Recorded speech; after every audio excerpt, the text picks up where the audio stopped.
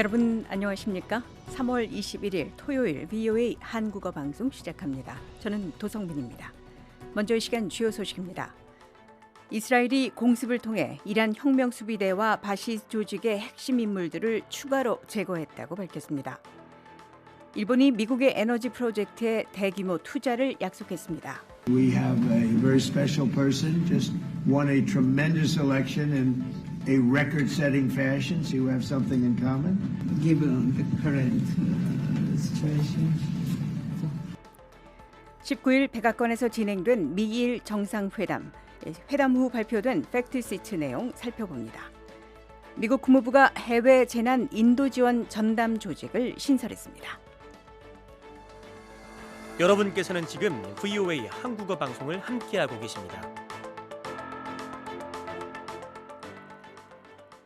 이스라엘이 공습을 통해 이란 혁명수비대와 바시즈 조직의 핵심 인물들을 추가로 제거했다고 밝혔습니다.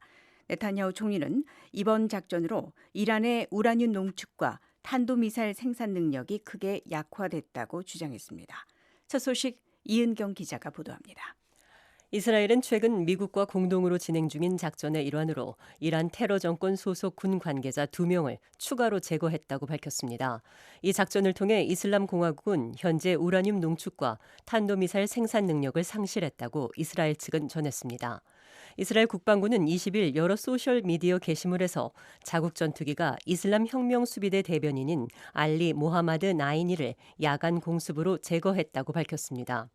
또 다른 게시물에서는 이번 주 초 이스라엘 공습으로 제거된 바시즈 사령관과 함께 바시즈 정보부 책임자인 에스마일 아마디도 사망했다고 이스라엘 국방부는 전했습니다.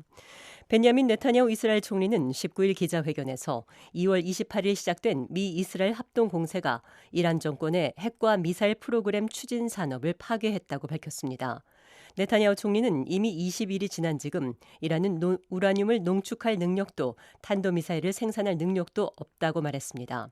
또 3월 9일 모스타바를 새 최고 지도자로 지명했으나 그의 지위에 대한 증거는 제시하지 않은 이란 정권의 상황과 관련해 누가 이 정권을 운영하는지 확실치 않다고 언급했습니다.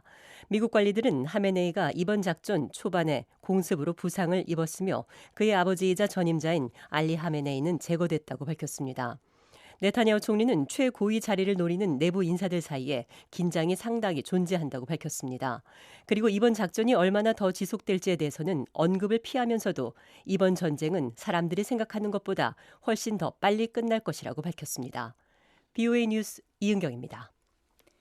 백악관은 19일 다카이치 사나의 일본 총리의 미국 방문을 맞아 일본이 미국의 에너지 프로젝트에 대규모 투자를 단행하기로 했다고 밝혔습니다.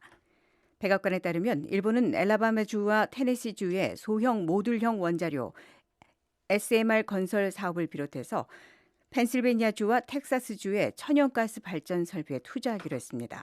양국은 또한 심해 자원 개발을 포함한 핵심 광물 생산 확대를 위한 협력 협정에 서명했습니다. 백악관은 일본이 국방 예산 증액을 약속했으며 양국이 일본 내 요격 미사일 생산을 신속하게 확대하기로 합의했다고 전했습니다. 도널드 트럼프 미국 대통령과 다카이치 사나의 일본 총리가 백악관에서 정상회담을 가졌습니다. 이 자리에서는 북한 비핵화에 대한 공동 의지도 다시 확인했습니다. 자세한 소식 알아보겠습니다. 장양희 기자. 네. 미국과 일본 두 나라 정상이 19일 백악관에서 열린 정상회담에서 북한의 완전한 비핵화에 대한 공약을 재확인했습니다. 네, 구체적으로 어떤 내용입니까?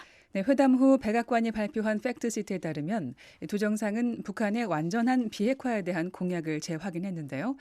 정상 차원에서 한반도 비핵화 원칙을 다시 한번 분명히 한 겁니다. 네, 이전에도 이렇게 비슷한 입장을 밝힌 적이 있지 않습니까? 그렇습니다. 두 정상이 지난해 10월 회담에서도요. 북한의 핵 미사일 문제를 공동으로 다룰 필요성을 확인했고요. 완전한 비핵화에 대한 확고한 의지를 다시 확인한 바 있습니다. 네.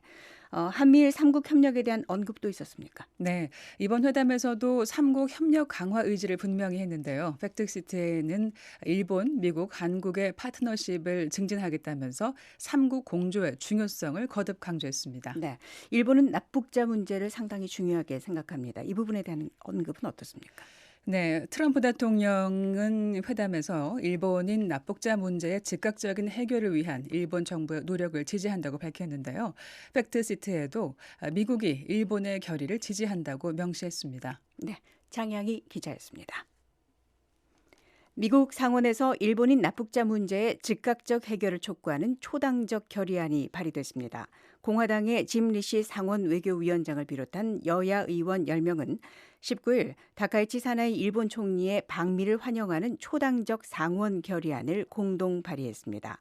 결의안은 납북자 문제의 즉각적인 해결을 이루려는 일본의 결의를 지지하며 북한이 납북자를 석방할 것을 촉구한다고 명시했습니다. 납북자 문제는 북한이 1970년대에서 80년대 일본인들을 강제로 납치한 사건으로 일본이 대북 관계에서 최우선 과제로 삼아온 사안입니다. 결의안은 미국, 일본, 한국 3국 간의 협력의 지속적인 진전도 높이 평가했습니다.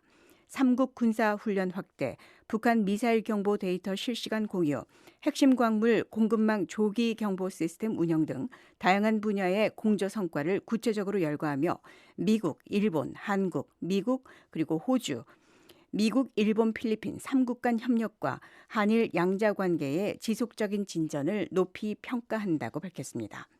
미국, 일본, 한국의 강력한 3자 관계가 인도태평양 지역의 안보와 번영 증진, 자유민주주의 수호, 혁신 공급망 복원력과 경제안보 강화, 그리고 국제적으로 인정된 인권 및 법치주의 수호에 필수적이라는 점도 강조했습니다.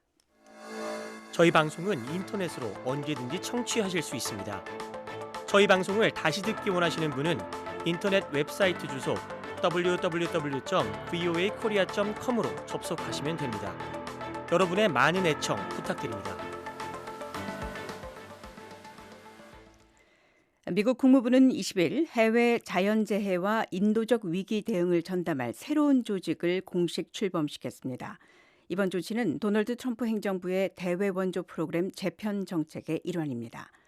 국무부 고위관리는 앞서 새 조직 출범 배경에 대해서 신설된 조직은 기후 관련 프로그램이나 이른바 사회적 공익을 위한 지원은 제외하고 생명을 구하는 직접적인 개입에만 전념할 것이라고 밝혔습니다.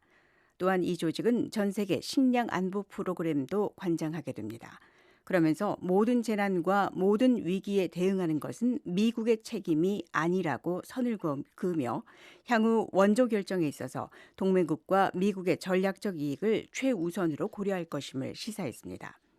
신설된 재난 및 인도적 대응국은 전 세계 12개 거점 허브를 중심으로 운영되며 약 200명의 인력과 연간 약 54억 달러의 예산을 배정받았습니다. 그동안 인도적 지원 기능을 담당해온 미 국제개발처 USAID는 연간 약 400억 달러의 예산을 관리하며 전 세계 장기 개발 프로그램을 지원해왔습니다. 유럽연합 EU 정상회의가 19일 벨기에 브뤼셀에서 채택한 결론문에서 북한군의 우크라이나 전쟁 파병과 대러시아 군사 지원을 강력히 규탄했습니다. EU 정상회의는 이날 결론문에서 북한 군대의 우크라이나 전쟁 파병을 강력히 규탄하며 이란, 벨라루스, 북한 등이 제공하는 지속적인 군사 지원도 강력히 규탄한다고 밝혔습니다.